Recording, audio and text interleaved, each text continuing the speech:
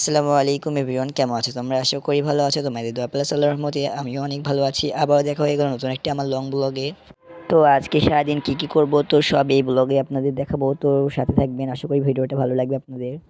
এখন বাজে বেলা 10টা আর এখন আমি ঘুম থেকে উঠছিলাম। সকালে আমি হচ্ছে যে সেহরি খেয়ে দিয়ে ঘুমিয়েছি আর এইমাত্র উঠছি আমি।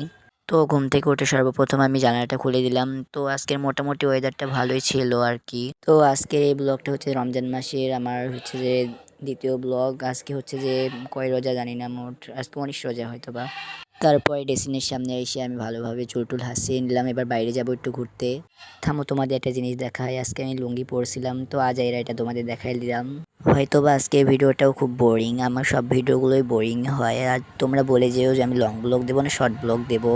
আমি ভেবেই পাই না যে কোন ব্লগ দেবো, কোন ব্লগ তোমাদের ভালো লাগবে। আর এতক্ষণ তোমরা শুনছিলে আমার আজাইরা বক বক। তো এখন আমি হচ্ছে চলে আসছি একটা পুকুরে, মানে পুকুরে না তো পুকুর পাড়ে আর কি। আর এই পুকুর পাড়ে কিছু সিনেমাটিক শট নিয়েছি, তো তোমরা এগুলো একটু উপভোগ করো।